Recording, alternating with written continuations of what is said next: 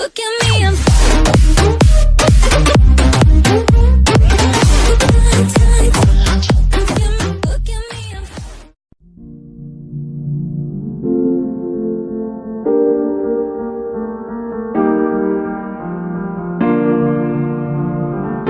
Reactancia eléctrica es la oposición ofrecida al paso de la corriente alterna por inductores o bobinas y condensadores. Se mide en ohmios y su símbolo es el ohmio.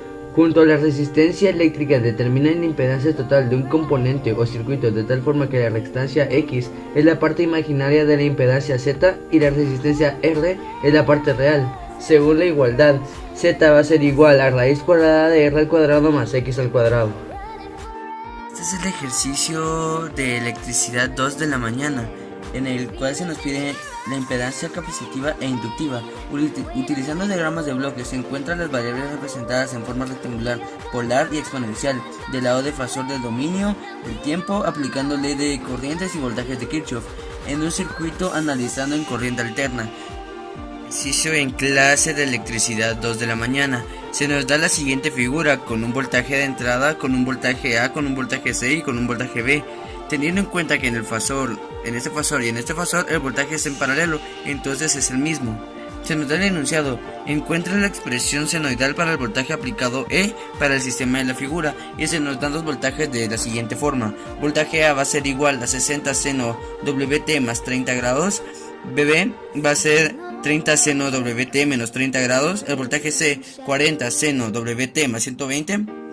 Entonces lo tenemos que pasar a nuestro dominio del tiempo, y para hacer esto tomamos la expresión de 60 dividido raíz de 2. Eso nos daría 42.43 ángulo de 30. Y para pasarlo a esta expresión, para hacer la suma de estos voltajes, para que se nos haga más fácil, lo usamos la siguiente operación, que sería con el teorema de Moebre.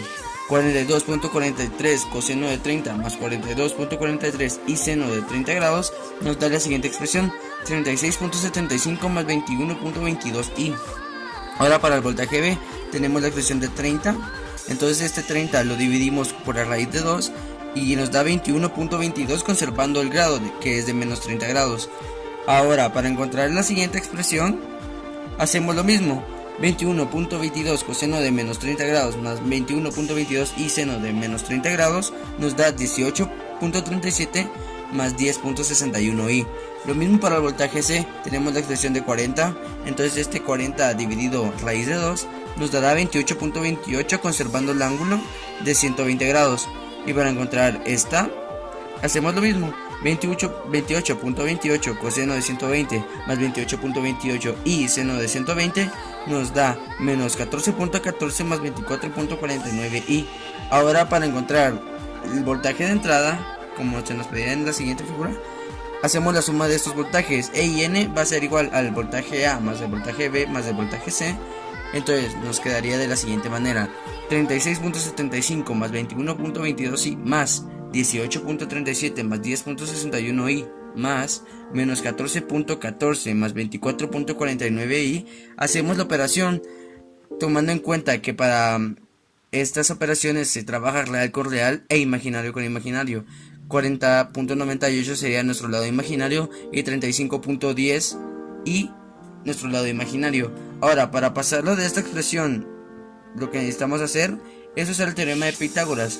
Raíz cuadrada de 40.98 al cuadrado más 35.10 y al cuadrado nos quedaría de la siguiente forma: 53.96. Y para encontrar el ángulo de este hacemos esto: tangente de menos 1 por 35.1 dividido 40.98 nos da el grado que tenemos de este lado.